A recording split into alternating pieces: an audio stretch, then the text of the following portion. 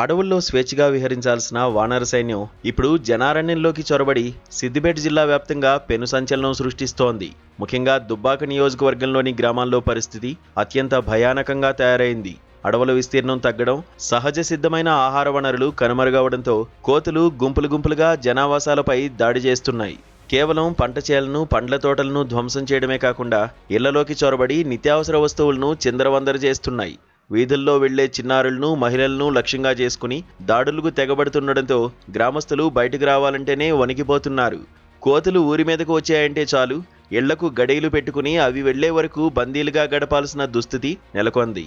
ఈ పరిణామం కేవలం ఒక ప్రాంత సమస్యగా కాకుండా పర్యావరణ సమతుల్యత దెబ్బతినడం వల్ల ఏర్పడిన సామాజిక సంక్షోభంగా మారుతోంది.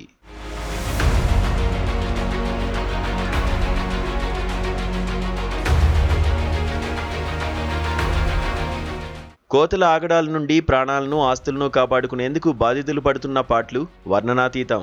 పెంకుటిలపై కోతులు గంతులు వేస్తూ కప్పులను పీకేస్తుండడంతో గత్యంతరం లేక సామాన్య రైతులు సైతం అప్పులు చేసి లక్షలాది రూపాయల వ్యయంతో రేకుల షెడ్లను నిర్మించుకుంటున్నారు.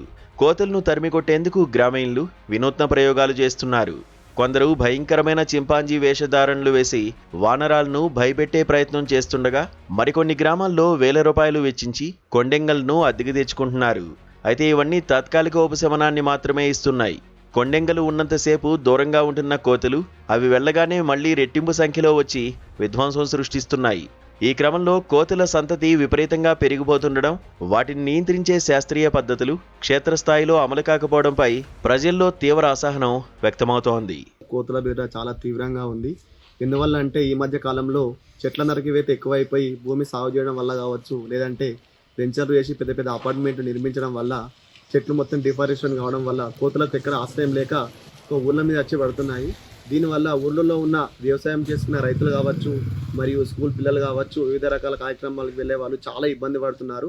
ముఖ్యంగా కోతులు ఏం చేస్తున్నాయంటే చిన్నపిల్లల ద్వారా ఏమైనా తిరుబండాలు ఉంటే గుంజుకొని వాళ్ళ మీద దాడి చేయడము, రైతులు పొలాల దగ్గరికి వెళ్ళొచ్చినప్పుడు వాళ్ళు పండ్లు కానీ ఇతర కూరగాయలు తీసుకొచ్చినప్పుడు అవి వాటికి ఆహారంగా భావించి వాటిని గుంజుకొని వాళ్ళ మీద దాడి చేస్తున్నాయి. సో దీనికి ప్రభుత్వాలు చర్య ఏ రకంగా తీసుకోవాలంటే మన మనసులో కదా కుటుంబ నియంత్రణ ఎట్లా అయితే ఆపరేషన్ చేస్తారో అలాగే కోతులకు కూడా ఏమైనా ఉంటే టీకాలు, వ్యాక్సిన్ వేసి వాటిని నిర్మూలించడానికి కోరుతున్నాము.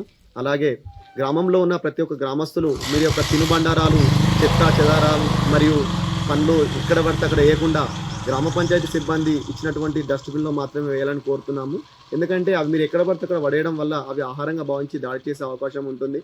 కాబట్టి దయచేసి ప్రజలు ఒకరు గ్రహించాలి. ప్రభుత్వాలు కూడా వీటిని నిర్మూలించడానికి కోరుతున్నాము. అలాగే గ్రామ ప్రజల మేము ఎలుగుబంటి డ్రెస్ తెచ్చినా కానీ మరియు వివిధ రకాల బోన్లు ఏర్పాటు చేసినా కానీ తాత్కాలిక ఉపశమనం ఉంటుంది తప్ప శాశ్వత ఉపశమనం లేదు. ఎందువల్ల అంటే వేరే ఊరు గ్రామస్తులు కానీ వేరే వాళ్ళు కానీ ఎక్కడనో వచ్చిన కోతులు తీసుకొచ్చి నైట్కి నైట్ ఇవ్వలేని సమయంలో ఊళ్ళ మీద పడి వదిలేసి వెళ్ళిపోతున్నారు. దానివల్ల కోతులు చాలా ఇబ్బంది అయి పంట నష్టం మరియు ఆస్తి నష్టం వాటిల్తుంది. ఇకనైనా సంబంధిత జంతు శాఖ అధికారులు కావచ్చు, సంబంధిత అధికారులు కావచ్చు, వీటిపై చర్యలు తీసుకోవాలని ప్రతి ఒక్కరికి మా గ్రామస్తుల తరపు నుంచి మేము వేడుకుంటున్నాము. అంతే గ్రామంలో కోతుల బెడదతోని చాలామంది రైతులు వానాకాలం పంటలు కానీ యాసంగి పంటలు కానీ వేసుకోవాలంటే చాలా భయపడుతున్నారు. ఒకవేళ పంట వేసుకుంటే చేతికి రాకుండా కోతులు తిని పారేస్తున్నాయి, చెట్లను పీకేస్తున్నాయి.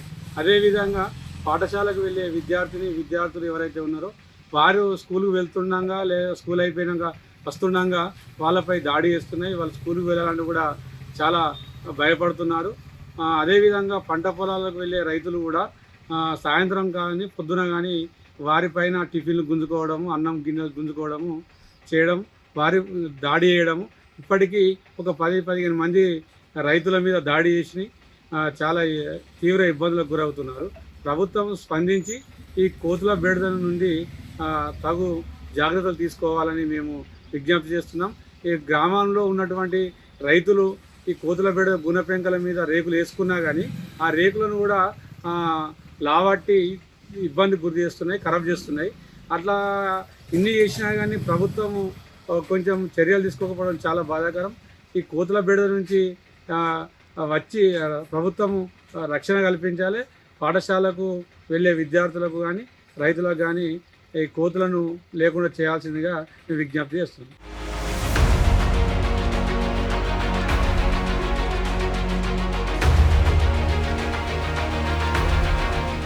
ప్రభుత్వం మరియు అటవీ శాఖ ఈ సమస్యపై తక్షణమే స్పందించి శాశ్వత పరిష్కారం చూపాలని బాధితులు డిమాండ్ చేస్తున్నారు. అడవుల్లో పండ్ల మొక్కలను విరివిగా పెంచడం ద్వారా కోతులను మళ్లీ అడవుల బాట పట్టించేలా చర్యలు తీసుకోవాలని పర్యావరణవేత్తలు సూచిస్తున్నారు. అలాగే కోతులకు సంతాన సాఫల్య శస్త్రచికిత్సలు నిర్వహించి వాటి సంఖ్యను అదుపు చేయాల్సిన అవసరం ఎంతైనా ఉంది. గ్రామాల్లో కోతుల సంరక్షణ కేంద్రాలను ఏర్పాటు చేయడంలో జరుగుతున్న ఆలస్యం వల్ల రైతాంగం తీవ్రంగా నష్టపోతోంది. పంట నష్టపరిహారం చెల్లించడంతో పాటు కోతుల దాడుల నుంచి గ్రామాల రక్షణకు పటిష్టమైన ప్రణాళిక రూపొందించకపోతే భవిష్యత్తులో ఈ సమస్య మరింత జటిలమయ్యే ప్రమాదం ఉంది. వానరదండు అరాచకాలతో బెంబేలెత్తుతున్న సిద్దిపేట పల్లెలు ఇప్పుడు ప్రభుత్వ సాయం కోసం ఎదురుచూస్తున్నాయి. ఈ కోతుల బెడత చాలా ఉంది. ఎందుకంటే ఈ కోతులతోటి నిజంగానే ఇంతకుముందుకు అన్నట్టు మేము దగ్గర 2-3 వేల మంది ఉంటే అవి కూడా 2-3 వేల కోతుల కంటే ఎక్కువ ఉన్నాయి. బాగా ఇబ్బందికరంగా జరుగుతుంది. మేము నూతనంగా ఎన్నికైనప్పటికీ మేము కోతులను వెలవడదామని కోతులను పిల్లలు స్కూల్కి పోతుంటే వాళ్ళ బ్యాగులు గుంజడము, వాళ్ళ మీద దుంకడము, మనం రైతు తరవడము, ఇండ్లలోకి రావడము, బియ్యం ఎత్తుకుపోవడము, లేకపోతే ఉన్నాయి ఏమైనా వండిని అన్ని పారేయడము, కిరాణా షాపులలో ఇలా చాలా బీభత్సం చేస్తున్నాయి. చాలా ఇబ్బంది పడుతున్నాం. అందరం సఫర్ అవుతున్నాం. ఈ గుణపెంకల ఇండ్లు ఉన్న వాళ్ళు అయితే వాళ్ళు అసలు ఇంట్లో ఉండన్నా లేదా వర్షాకాలం ఆ ఇండ్లు ఉంటాయో లేని పరిస్థితిలోకి వస్తున్నాయి. అవి ఏంటంటే నిత్యం అదే పని పెట్టుకుని ఉన్నాయి.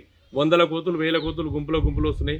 మేము ఇంతకుముందు కూడా గతంలో కూడా పక్కకు పంపించడం జరిగింది. మళ్ళీ మొన్న కూడా మేము ప్రజాప్రతినిధులు ఎన్నికైన తర్వాత కూడా 2 గుడ్డెలు డ్రెస్సులు తీసుకొచ్చి సఫాయి కార్మికులు కానీ మా ఉప సర్పంచ్ గారు కానీ ఊరంతా తిరిగి ఎలగొడితే 2 రోజులు పోయినాయి. మళ్ళీ తెల్లారి మళ్ళీ వచ్చినాయి. ఇవి మేము కొట్టినా కానీ ఎంత మాతోటి కావడం లేదు. గవర్నమెంట్ దీని మీద ఖచ్చితంగా చర్యలు తీసుకొని మా గ్రామాన్ని కోతుల బెడత నుంచి కాపాడతారని కోరుకోవడం జరుగుతుంది. మాది అందే గ్రామము, మిర్దొడ్డి మండలము, సిద్దిపేట డిస్టిక్. మా గ్రామంలో విపరీతమైన కోతులు. మా గ్రామంలో జనాభా ఎంత ఉందో ఆ జనాభా కంటే 4 కోతులు ఉన్నాయి. కాబట్టి ఇండ్లు ఇక్కడ గుణపెంకల ఇళ్ళు చాలా ఉన్నాయి. ఆ ఇండ్లు విపరీతమైన నష్టం జరుగుతుంది. ఆ నష్టానికి మేము గ్రామస్తులము ఎంత ప్రయత్నించినా అవి వెళ్ళటం లేదు.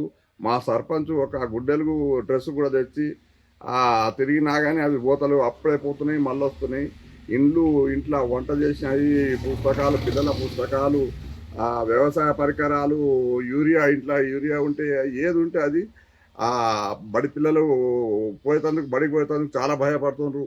ఇదంతా కొంచెం ప్రభుత్వం గమనించి ప్రభుత్వమే నివారించాలి. కానీ మాతో నైటట్లేదు. మేము ఎంత చేయాలనో అంత చేసినాము. మా సర్పంచ్ కూడా చాలా కష్టపడి డ్రెస్ తెప్పించిండు. సఫాయిలతో గ్రామం అంతా తిప్పినా అవి వెళ్తలేవు. కాబట్టి ప్రభుత్వం కొంచెం శ్రద్ధ తీసుకొని కోతులను నివారిస్తే చాలా బాగుంటుందని మేము కోరుతున్నాం.